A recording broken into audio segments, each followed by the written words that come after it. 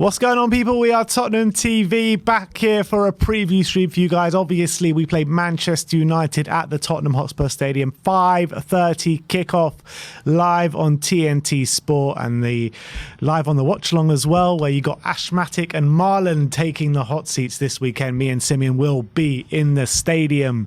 Very much looking forward to it. A big welcome to Ange with a big tifo going on in the Tottenham Hotspur Stadium. If you are new around here, go and smash that subscribe button. Also, go check out our brand new website as well, WeAreTottenhamTV.co.uk, where you get all the latest news on Tottenham Hotspur. But what we're going to be doing this stream is we're going to be going through the match preview, going through our predicted lineup, as well as taking the callers as well. So it's your chance to have your say after we get through the two segments of the live stream today. But how are you feeling coming into this one, Sim? I'm excited. I'm excited for Ange's first home game. I think it's going to be a good atmosphere. As you said, the tifo is going to be among the whole South Stand, so that should be a really good start to the game. I think, obviously, we've got a lot of new signings who haven't even played a competitive game at the Tottenham Hotspur Stadium yet, so I'm excited for them as well. And I think the crowd should be up for it. It should be a really good atmosphere. And I think in the game itself, yes, Man United are a very good team, and obviously it's going to be very tough to go and win that game, especially with the signings they've made, and they're further along in their project than we are. But I don't think it's by any means necessarily impossible to win this game. I think we've got a good chance. This new way of playing, I reckon, I think there's some pros and cons, which we'll get into in terms of how Man United are going to approach this game, what basically how I see this game flowing, and in terms of who's going to dominate and who's going to create the better chances. But I am genuinely excited. Obviously, looking at Man United's first game against Wolves, that you've got to be a bit worried for them. They got to be a bit worried, with how they approached that game. They were very, very, very lucky to win that game. Shouldn't have been 1-0, and they got away with a lucky penalty right at the end of the game as well. So Tottenham will probably looking at that, probably licking their lips, but I do kind of envisage Man United potentially changing things up and changing their approach a bit for this game. But I think Tottenham will just focus on their game, and they'll take encouragement with a very, very promising performance against Brentford on the opening day. And I think if we can take that into the Man United game at home, I think there's a good chance of us getting a result. Yeah, well, let me just correct myself what I said before. The game isn't on TNT Sport. The game is on Sky Sports on Saturday evening. But without further ado, let's get into the match preview. And something funky about this fixture, always, where we haven't beaten them since that 6-1 game. Every single time we play them, something seems to go wrong. I remember last year at the Tottenham Hotspur Stadium, towards the latter stages of the season, we played really well that game. Maybe Man United started the game better, but we were on top for the majority of the game under Ryan Mason, it was at the time. I think we got it back to 2-2 in the second half, but we really should have gone on and won that game. And I think that happens a lot of times against Manchester United. We just can't seem to get over the line against these lot ever since that 6-1 game, and I don't know what it is. Yeah, for some reason they've got some sort of hold over us at the moment. Obviously, we've had some wins sprinkled in down the years. You know, we beat them 6-1 at Old Trafford back in 2020. At Wembley we beat them. Last game at White Hart Lane we beat them. But in our recent record against Man United, as you can see on screen, is pretty atrocious. Loads of defeats. Nuno's last game being one of them. There was that game at Old Trafford where Ronaldo scored a hat-trick and we were much the better team as well. So we do definitely tend to struggle against Man United. They still seem to have, I think, a psychological hold over us in terms of how big a team they are. I think under Mauricio Pochettino, I think we started to break that down. But I think in recent years, that psychological battle, I think they've definitely been winning. And it's cost us in games where we have been the better team, and for one reason or another, we just haven't been able to get the result that our performance has deserved. But hopefully it's a different story on Saturday. Yeah, let's hope so, because these two teams, when you look at Tottenham and Man United, the way they've started the season, obviously Man United got off to a winning start, we got off to a draw, but that doesn't really tell the full story of the two games, because Spurs were the ones dominating that fixture against Brentford without really creating too many chances. But on the other hand, Man United in their first game against Old Trafford came up against a Wolves team a lot of people predicted for the drop. And in my opinion, Wolves completely outplayed them the majority of that game. They just couldn't find the back of the net. And then Man United just seemingly got a fairly lucky goal with in the latter stages of the game. But for Man United fans watching that can't fill them with too much confidence. Yeah, especially the way Mason Mount was trying to fit into the team. He struggled. Onana had a good game, to be fair, but he was very, very lucky not to give away a penalty in the dying embers of the game, and that should have really cost them. So, in essence, it should have been counted as a mistake and a penalty given away. But luckily for him, the referee did a massive favour, and now the narrative of the match is he had a very good game, and he certainly kept United probably from dropping points in the end.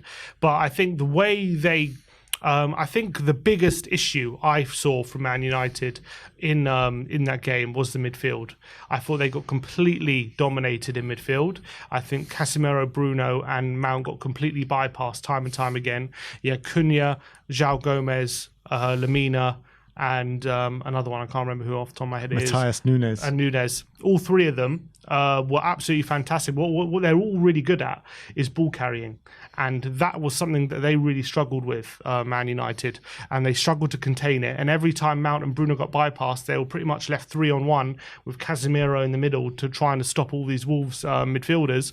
And it led to the Wolves midfielders and attack just being in on that back four time and time again, because Man United were trying to dominate the ball. They were trying to dominate the game. They were pushing players high up the pitch, but their pressing game was a bit off it. The Wolves midfield was completely dominant, and that led to Wolves pretty much having control of the game. And even when Man United took the lead, you would have think, okay, they've taken the lead, shut up shop. But Wolves had so many opportunities after inside the box. Once Wolves were putting under a bit of pressure, like putting long balls into the penalty area, trying to win headers, Kalajdzic was on the pitch. They really struggled to even stop that, Man United. They even struggled to see out the result. They did just about, very, very fortunately, but they struggled to do so. Going into the season, after finishing third and winning the Carabao Cup, I think most United fans, not necessarily expecting to win the league, but probably expect themselves to be in and amongst the conversation of title challenges of this season, and that's an improvement on third place. But look, the first performance definitely was really oddly disjointed, considering how many improvements they made last season. But it is only the first game, so you can't take too much. But it must have been a bit of a worry why they started the game so sloppily. It was really, really poor. They barely, not only were they conceding chances, but they really struggled to create chances as well. I think Rashford had a couple of moments throughout the game where he got in behind and forced saves out of Jose Sarr, and then obviously the goal happened. But other than that, Bruno didn't really have too many opportunities. Mount was really ineffective. Garnacho was really poor, and I thought Anthony was absolutely atrocious throughout the game. I thought he did absolutely nothing. So, look, what I would say is a lot of people talking about Wolves before the season, and maybe people were getting ahead of themselves in terms of how bad they are, because they've still got some good players, even though they've lost good players like Neves and Moutinho. Clearly in midfield, they've still got some good players that can hurt good teams like Man United. But Man United should definitely be expecting a better performance than what they showed. I guess the one thing going for Man United from that game, they can't physically get worse than what they showed in that game, and they always seem to turn up when it comes to Tottenham. But I mean, if you're assessing the two teams coming into it, you would probably say maybe Spurs are slight favourites going into this one. I wouldn't say we're favourites. I wouldn't go that far just yet. Man United are still a good team, are still a better team. I think they've still probably got, if you look at their team, they've probably still got better players right now. And Ten Hag, look, he's a good manager. He's doing a good job. And as much as I would love to say that, the performance against Brentford is a sign that, we're on the up, and I personally think it is. I'm sure with the bookies, Man United are favourites. And I think personally, Man United, even though we'll go into it tactically later why I expect Tottenham to dominate the ball, I still expect Man United to create a lot of problems for us in transition, and they're very good at that, and that could be a big issue for us. So as much as I do think Tottenham have a good chance of getting a result, I still put Man United favourites. Yeah, I mean, they're just favourites. It's not much in it, to be honest, with the bookies. But how do you rate Erik ten Hag and the job he's doing at Manchester United? Because he's not really playing on a consistent basis the football that you really associate an Erik ten Hag team, like the Ajax total football, dominating possession. They seem to be better on the transition and better in the counter-attack with the players that they do have. Do you feel like the plan is always to go to what Erik ten Hag is used to, or is he just working with what he's got at the moment and this is what's coming out?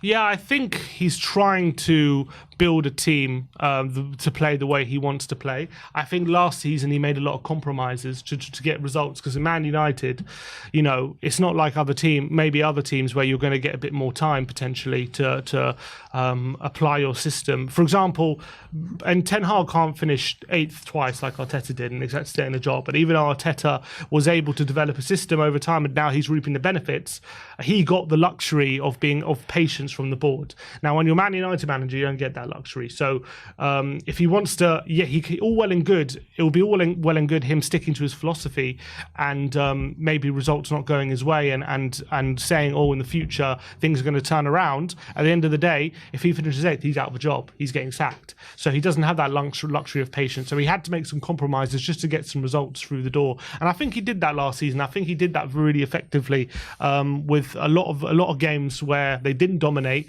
but they were very solid defensively and they were counter-attacking a lot of teams. Rashford was very effective in that system. I think Casemiro was fantastic as well. Obviously, he had the Ronaldo situation to deal with as well last season, which he dealt with really well. And I think it was a learning curve last season. I think under the circumstances, it was a difficult season, and he actually did fairly well, finishing 3rd and winning a Carabao Cup. I don't think many United fans complained about that. Yes, the football at times maybe wasn't what you expect a Ten Hag team, but I think he probably had to make. I think if he would have just gone with the way, look, you saw at the beginning of the season, he tried right at the start just to try and dominate teams, even not as good as some of the other teams, probably like Brentford and Brighton, and they were just getting undone. And I think he realised very soon that he had to adjust the system. And then when he came up against Liverpool and Arsenal the following weeks, he completely played a very different style, very counter-attacking, trying to get Rashford in behind and exploiting the space, and he ended up winning both games. And I think that was an indication of him knowing that he had to adjust his way of playing in the short term to hopefully buy time to implement his system in the long term. And I think that's what we're seeing at the moment. I think this season, with Onana now, Mason Mount in the midfield as well, I think he's going to try and start implementing his system more consistently. And I think he's probably going to get more joy. But I still think at the moment, they're still lacking a Højlund, obviously, who's injured. I think he's quite vital for how they want to play with their passing and moving. I think Wan-Bissaka and potentially Luke Shaw, maybe their problems as well. But I think it's going to get there. But I just think at the moment, it's a bit of a slower process in terms of getting the football he wants to play. Yeah, look, you say that he had to change up his system early on, but I mean, even throughout the season, never mind just at the beginning, when they came up against real decent opposition, anyone in the top 6, they came unstuck. I mean, they got battered by Liverpool 7-1 in the midway of the season, even the latter part of the season. I can't remember exactly when it was, but his record against the top 6, especially away from home, is atrocious, isn't it? Yeah. And why is that? Lucky to beat us as well. Very lucky. Lucky to draw against us at the Tottenham Stadium. Very lucky. So, I mean... 6-3 against Man City, 7-0 against Liverpool, 3-2 against Arsenal, although they were unlucky to lose that game. They have a terrible record. So maybe... that's also a learning curve of in those games as well. Maybe he was trying to stick to his principles, and I think a lot of those games. I think still Man City 6-3 was like early first half of the season. He ended up beating them at home in the second half. I think he had to learn a lot on the job. 100%, and I think he did take some batterings. And if Tottenham are going to do the same under Postecoglou, I expect the same. I expect in some games we're also going to have to take some batterings, and we're going to have to compromise on some results for the long-term project. And I think that's what he did last season for a lot of games. But I also think he compromised on a lot of his performances to get results, like in the early exchanges against Liverpool and Arsenal. That's not usually how a Ten Hag team would have played in those games, and he changed it up. So I think he compromised in some games, and in some games he wanted to stick to how he played, and sometimes it came off, and sometimes he got absolutely battered. But that's just the process of the project. And here's his first season, and I expect that this season they're going to refine it a bit more. Yeah, look, I get that, but I haven't been totally impressed with Erik Ten Hag and Manchester United since he's been taken over. They have shown some signs of improvement for sure. Not going to say that, but I mean, with Man United, have we not been here and seen it all before? Have we not been here and seen it all before with Manchester United? Yeah. Jose Mourinho, won cups, finished second in the league. Louis van Gaal won cups there as well. I mean, have we not seen it all ever since he's left? Yeah, we have. We've seen managers have similar first seasons, and maybe it hasn't kind of paid off long term.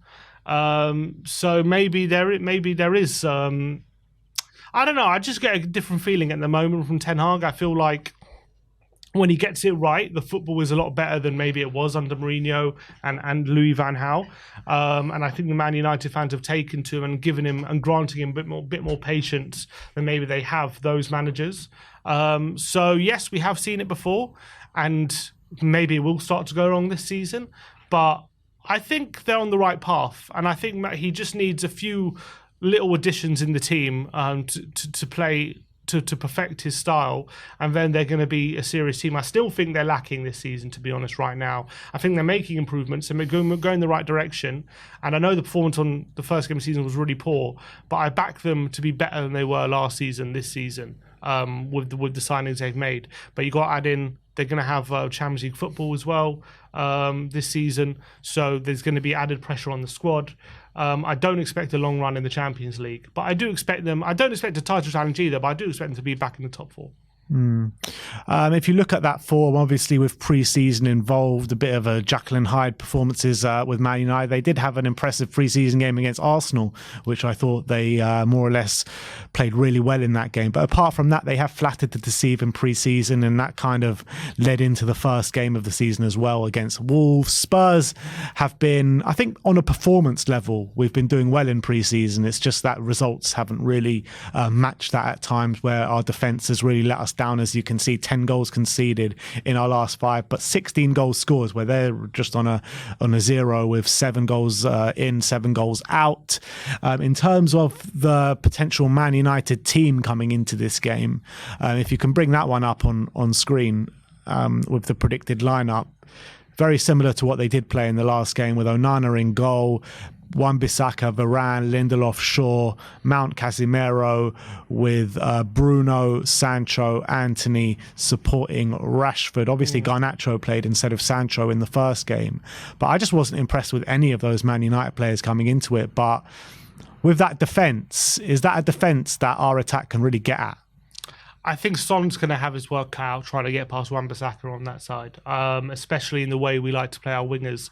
Wan-Bissaka is one of the best one-on-one defenders in Europe, I think. That's one of his biggest strengths. So Son. Well, why don't you show us on the tactics board how we can get at them? Okay, so this is how we envisage it, kind of lining up on Saturday.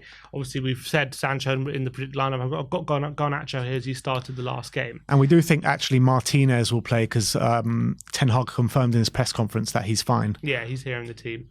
But he was actually quite lucky last game not to stay on the pitch. He could have easily been sent off. We got taken off at half time, didn't he? Yeah, got very lucky. So we envisaged something like a tactical setup a bit like this. What I was seeing against a lot of people thought that Man United going into the season would line up a bit like that, a 4-2-3-1. But what we definitely saw against Wolves was a bit more of a 4-3-3 with Bruno and Mount being 2 8s with Casemiro sitting.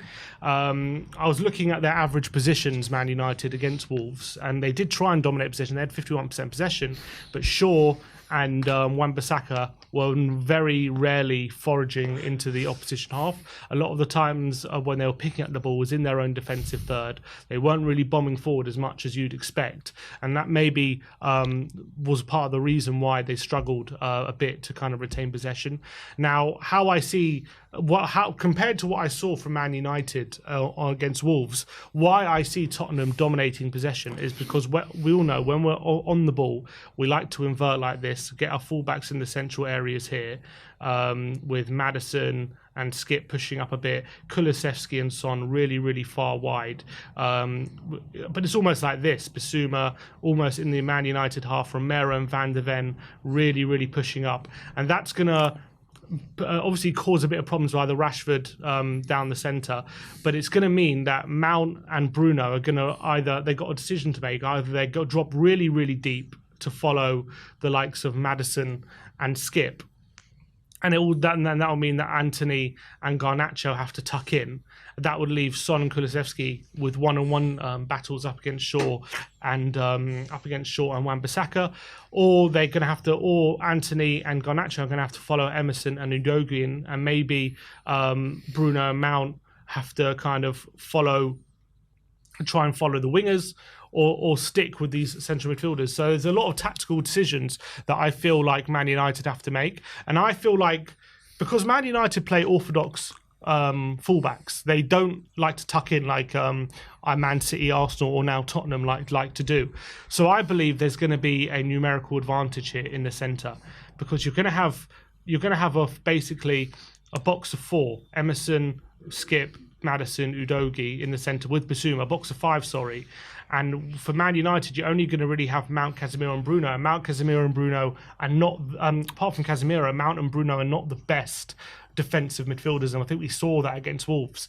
So I do envisage Tottenham to take advantage of that. And to actually dominate possession. And I think the question was, going into this game, yes, Tottenham have been dominating possession not in pre-season, but when they come up against a good team like Man United, will they be able to do that against a team who are also going to likely want possession themselves? And I'm going to say yes, I do think we are. I think Basuma is going to be crucial. His ability to break the lines up against a presser, whether it be Bruno, Mount or Casemiro, I'm going to back him to more often than not be able to break those lines.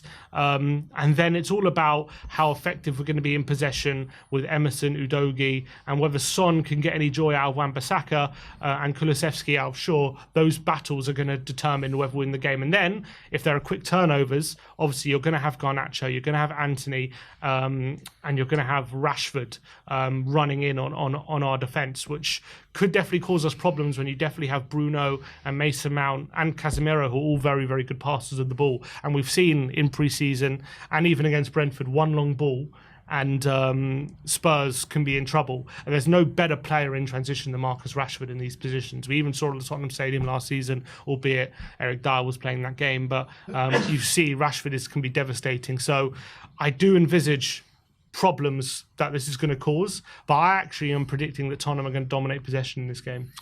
Yeah, I mean, you're looking at that team and you look at the team that we played against Brentford, right? And there was one, I wouldn't say weak link, but one link that wasn't as impressive as the other three midfielders, and that was Ollie Skip.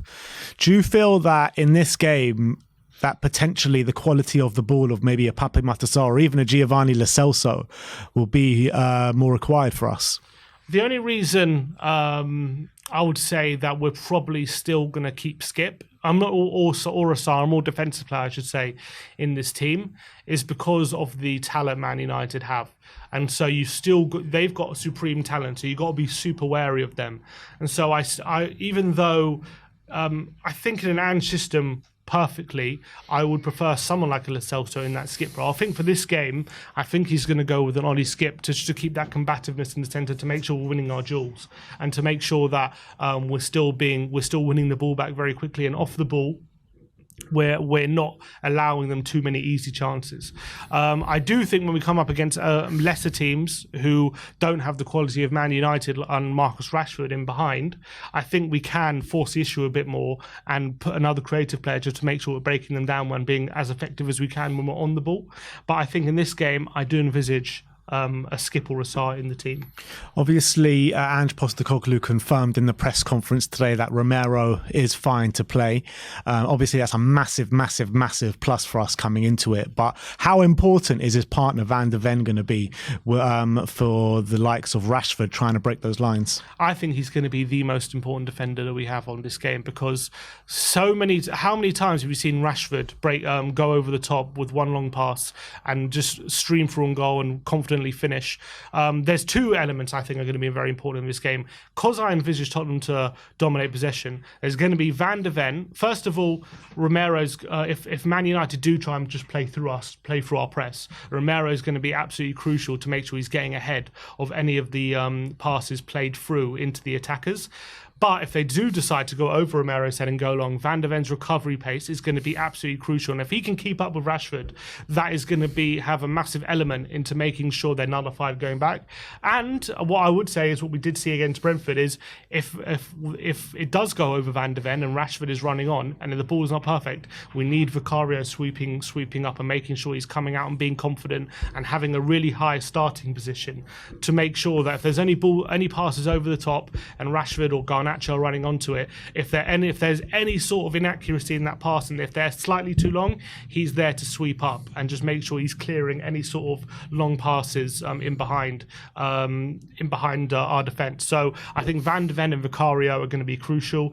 I think if Man United are going to try and play through us, I think Romero is going to be even more crucial. Yeah, I couldn't agree more, to be honest. And obviously Destiny Udogie as well. How do you see him making a real impact in this game? Because he's been so impressive since he's joined the club, hasn't he? He has. And I actually think if Son is to get any joy out of Wan-Bissaka, we're going to need Udogie to really support him and distract Wan-Bissaka to allow Son a bit more space to dribble into, either underlapping runs so he can pass it in behind, or just a distraction so Son can make his movement inside or outside, just providing that option. Now, it's going to mean Anthony is going to have some space on the right-hand side. So that's going to be something we have to watch out for.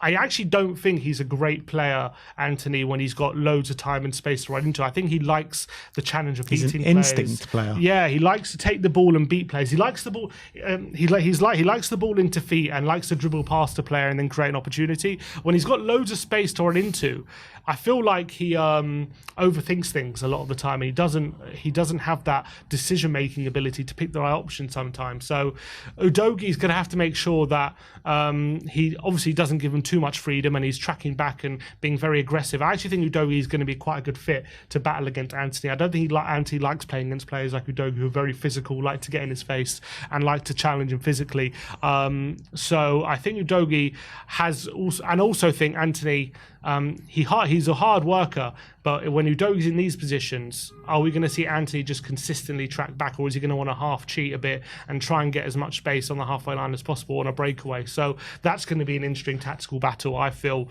on that side. I feel like Emerson, obviously, naturally, he likes to come inside, but he's much more defensively aware. I think Udogie is much more like, I'm going to get forward and try and help the attack a lot more and get to the byline. So that how he deals with Anthony and how Anthony comes up one-on-one against Udogie is going to be a very interesting tactical battle. And how do you feel with Richarlison? Obviously, he's come under a lot of criticism so far already this season from the fan base. Do you feel like this is a game where, he can prove a few people wrong? Well, obviously, I think every game at this point for Richarlison, he needs to go into it thinking that he's got a point to prove. Well, to be fair, some could argue that way of thinking is actually putting him in trouble because it's making him overthink things, it's making him have a lack of confidence sometimes, but I think he needs to obviously start contributing a lot more for the team offensively. We know that. I actually think he's going to like this kind of game because I think he likes, unlike no-nonsense defenders like Ben Mee or who are the defenders who are playing for Brentford, Martinez and Varane are going to be much more looking to engage him physically on the ground, and they're going to also like to play out the back as well when they get an opportunity. And I think that's where Richarlison could shine. I think he's going to really relish that physical battle, especially with Martinez. I think Martinez, obviously him being Argentinian and Richarlison being Brazilian, that rivalry there. I reckon that can be a bit of a feisty duel, I reckon, between those two. And I think Richarlison might fancy his chances up against Martinez. Obviously, Varane is a much more experienced defender. I see him not getting as much spare change out of Varane, but I reckon if he can target Martinez, I can see him getting some joy there. Do you not feel, though, like Varane and Martinez are quite comfortable on the ball, right? Mm-hmm. Do you not feel like our pressing has to be absolutely spot on in this game? Because if not, Varane and Martinez, both of them, can just ping balls over the top to either Anthony on one side, Garnacho or Sancho on the other side, or even straight down the middle for Marcus Rashford and try catch us out. We saw in pre-season sometimes just one ball over the top can really hurt us. And yeah, that is a bit of the problem, because when we are out of possession, we do like to set up a bit like this in a 4-4-2 kind of pressing formation. And now if Varane, Martinez and Casemiro get an outnumber, the problem here basically is we're going to have Bruno and Mount trying to press forward up against Basuma and Skip in this 4-4-2 formation. Now, if the two strikers are going up to the two defenders, you're going to have Casemiro free here. The question is what we do with that. Do one of these strikers tuck in to go to Casemiro, or do one of these midfielders tuck in to go to Casemiro? If one of these midfielders tuck in, it means one of the centre backs has to go to one of the midfielders, and that's going to create more space. If the midfielders go back, and one of the strikers is the one, we leave a centre back free, we are maybe potentially liable to a long pass. But as well, if we leave Casemiro free, we're at risk of our press just being easily played around, with Casemiro just dropping deep, got 3 against 2, and they can just press up the pitch. So big decisions for Ange Postecoglou to make. What for me, what I would try and do is try and get Basuma, involved as much as possible, because we know he can cover a lot of ground. He's so good defensively. He can almost cover 2 players in a way. So I think try and get him involved in this pressing as much as possible up against Bruno and Casemiro. Try and get him really aggressive up against Casemiro, and make sure that there's not a pathway to find him, and not letting him dictate play. And if we can do that, I reckon we go a long way to nullifying them. The question is, Van de Ven is then going to have to stick really, really close to Bruno or Rashford as well. You've got Rashford there as well. So I guess if there's a long pass, you just got to hope Vicario can sweep up that, and you got to basically rush them here, make sure they're rushing their passes. And if Rashford does get a free run, you got to make sure Vicario has got a really high starting point and is sweeping up. So it's going to be an interesting tactical battle. And I think off the ball, there are going to be some problems. And I do envisage Man United getting some joy. But I also envisage us on the ball dominating and actually being able to open up Man United. I guess the one thing that we got going for us is they're not real happy travellers when they're playing decent sides. You got to say that. But do you feel that if we can get 3 points in this game, is that a bit of a statement from Ange Postecoglou? I think it'll be a phenomenal start.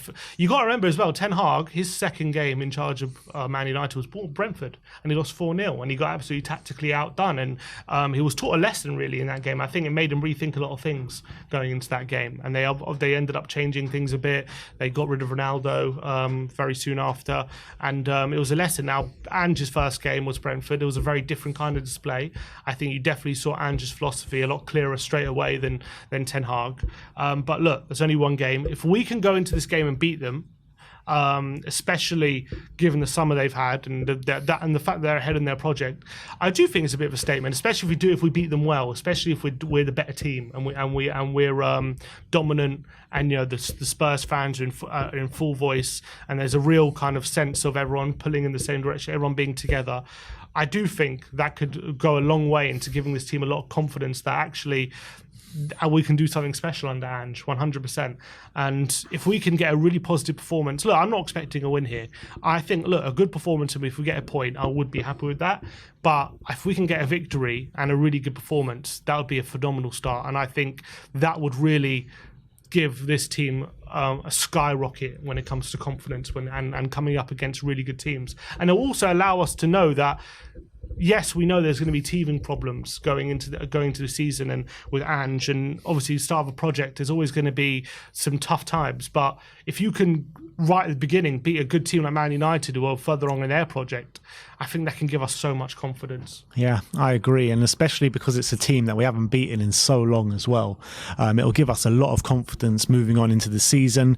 In terms of the one-to-watch to Man United, we have touched them already, but Marcus Rashford and Jadon Sancho, I mean, what difference will Jadon Sancho give them if he does play instead of Garnacho? I think just a bit more quality. I think Garnacho was a bit wasteful against Wolves. I actually think he's a good player and he's a good one-on-one dribbler. Garnacho really likes to take on his fullback. I think Sancho's a bit more of a creator. He's got good dribbling ability, but he's much clever with his passing and moving and in and around the penalty area and little give and goes and things like that. And I think he's also a better finisher than Garnacho as well. So I think he's going to be a tricky customer. When it comes to actually running in behind and leaving space, I actually think Garnacho is probably more of a threat in behind than Sancho. But when they do have their, which I'm sure they will, when they do have their periods where they are got a bit of possession, they're dominating the ball, that's where Sancho probably comes alive, and that's where we got a bit of trouble. And that's where it's interesting because he's been playing centrally in pre-season, so if he does start, I wouldn't even be surprised if Rashford goes to the left and Sancho central and they do it that way. But nevertheless, Emerson or the defenders are going to have to watch out because he's got very quick feet. He's a tricky customer, and he's very good at creating chances if you allow him to. So I think that's where he'll hurt us. So it's going to be I'm envisaging a very big atmosphere coming into this one. I think, obviously, with the TIFO, welcome to N17 to Ange Postecoglou. I think the fans are going to be an absolute full voice, and I think that's going to add an element to the game as well, especially under the lights at the Tottenham Hotspur Stadium. Well, I say under the lights, but I think it will get dark probably around the second half. But look, I'm really looking forward to this one, and I can't wait to get into that stadium. I ain't going to have a voice by the end of it, I'll tell you that.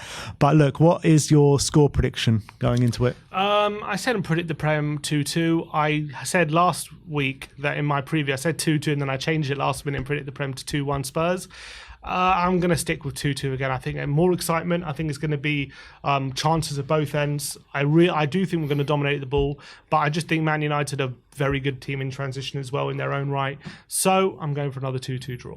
Yeah, it's going to be an intense battle for sure. And I'm not sure if this is coming a bit too early on in the Ange Postecoglou tenure, but I'm backing the boys, to be honest. I also said 2-2 in my pre-match predictions in the On The Ball video, but I think we might take the 3 points. I really am swaying towards taking the 3 points. And I think that, like I said before, I think with the atmosphere and the fans on our side, I think it's going to be a really good atmosphere, and I really think that can spur the boys on to go and getting those 3 points. And I'm going to say 3-2 to Spurs. I think it's going to be a crazy game of football, a lot of goals. I don't think Man United can be as bad as they were last weekend, but I think we can get the better of them. And sometimes it works, like football works in mysterious ways, right? Like Man United had shocking performance, but take home 3 points. I actually envisaged them to be better in this game, but not to take any points. So it's a strange one, the way football works somehow. But look, I'm going 3-2 to Spurs. Sim is going for 2-2. I want to know your score predictions in the comments section. That is our match preview for the game. That is how we envisage Spurs can take the game to Manchester United.